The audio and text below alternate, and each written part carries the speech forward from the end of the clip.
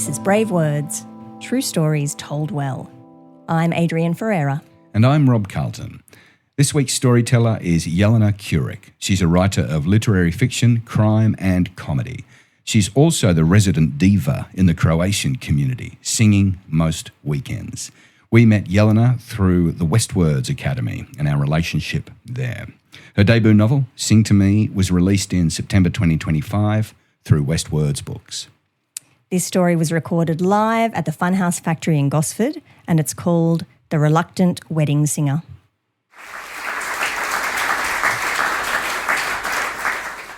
I am standing on a mirrored dance floor wearing a lovely frock, and I look down. In the reflection, I can't tell where my undies start or finish. No, I'm not at a fancy swingers party. I'm at one of Sydney's most popular wedding venues, La Montage. Tonight, at the request of the bride and groom, the dance floor is one big mirror. Why? I don't know, but we will find out who waxed for the occasion. The room is huge. Enormous imported crystal chandeliers hang from the ceiling.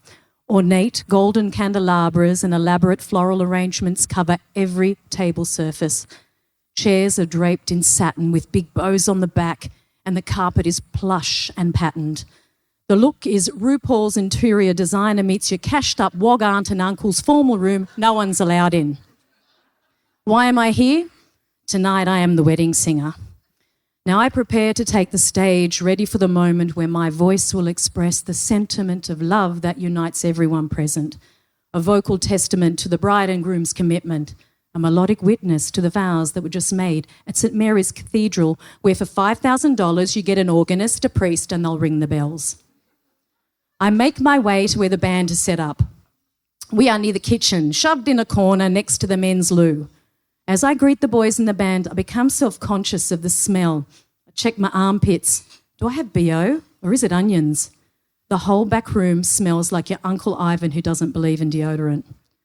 Directly in front of the band, like at every wedding, is a table of elderly relatives who will spend the whole night looking bored and complaining at how loud the music is.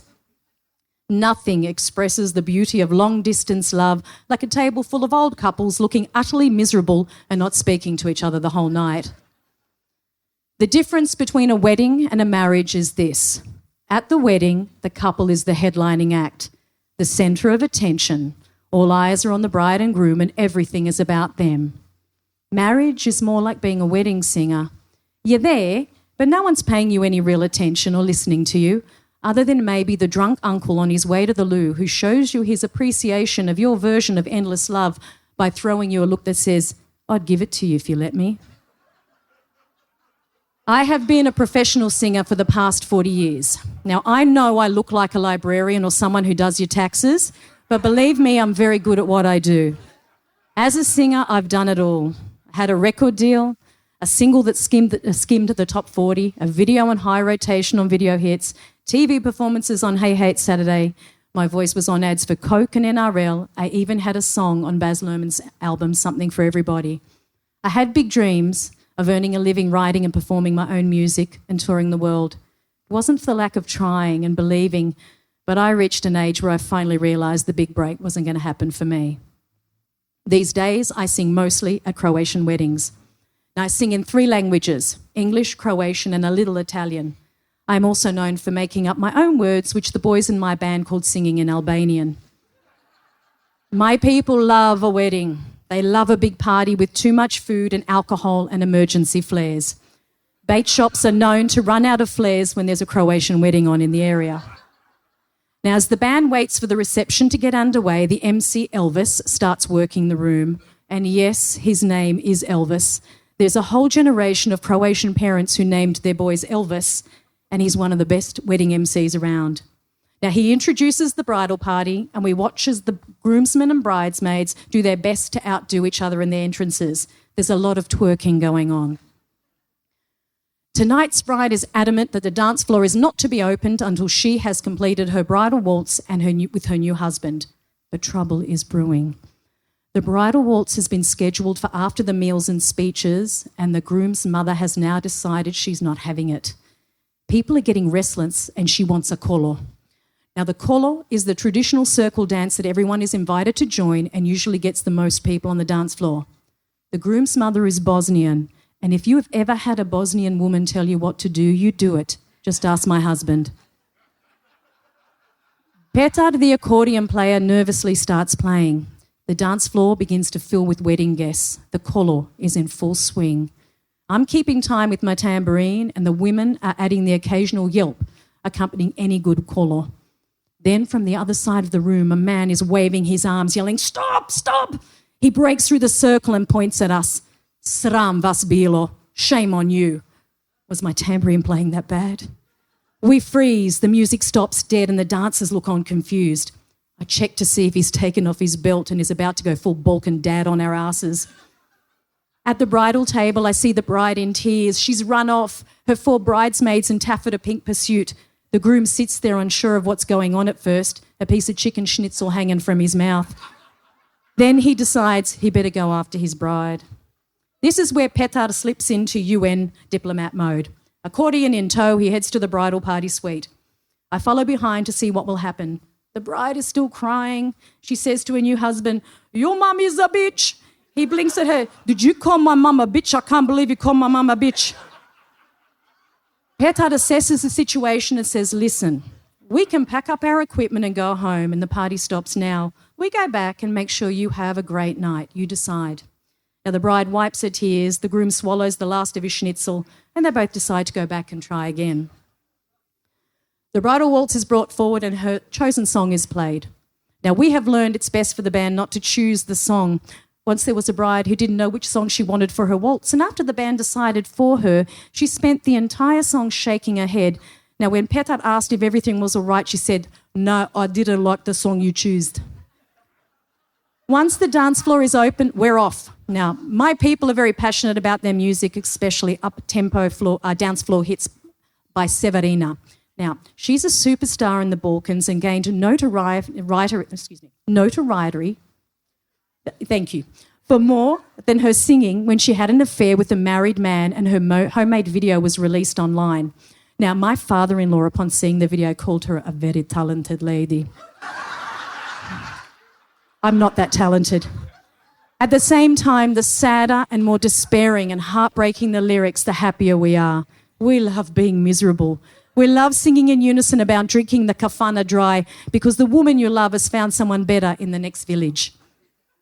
One of the most requested songs at any wedding is called Volim Piti, I Love to Drink.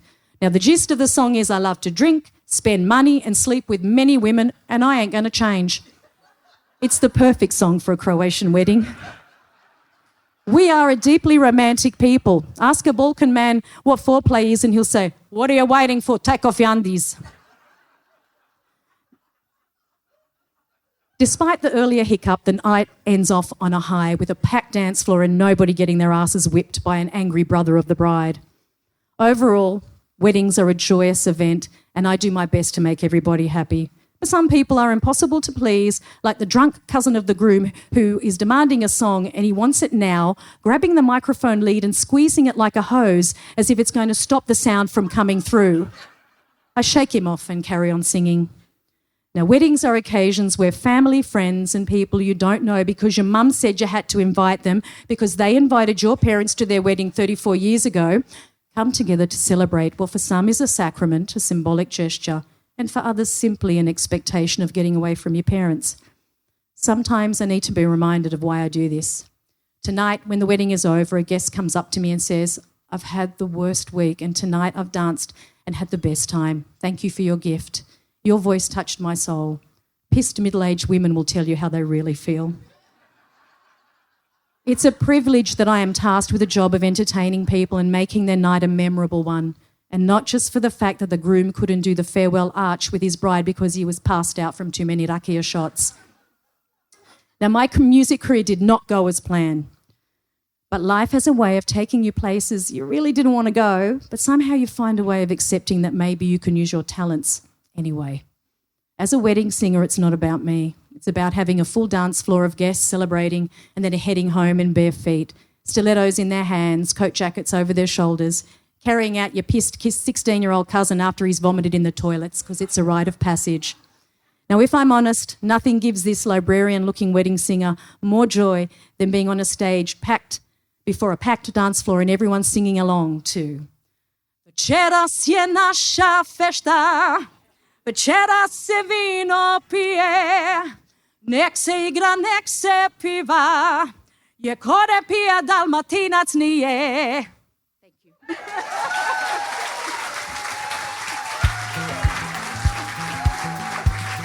Jelena Curic, available for weddings. Check out her website. For someone that looks like a librarian or a tax agent, she is spirited. I love her sense of humour. Check out her debut novel, Sing to Me. It's a fantastic read. And friends, if you've got anyone that's going to get married soon, obviously look at Jelena for the job, but you might want to send them this story as well. Give them a sense of what they're coming up to, what the big day means. How it could be worse, how it can go wrong, how it can be wonderful, and how to have a good old dance. Yeah, absolutely. So make sure if you like the podcast, please share it with your friends. Like and subscribe, I believe is what the young kids say. That's what they say. And other than that, I've got Adelaide Fringe coming up in a couple of weeks. So I'm there from February 13th right through to March 8th. If you haven't been to Adelaide during the Adelaide Fringe, it really does light up the place. So I can't wait to get there. And then after that, I'll be in Melbourne, Canberra, Newcastle, and up and down the east coast of Australia. Thanks for listening. We'll catch you next time. Bye-bye.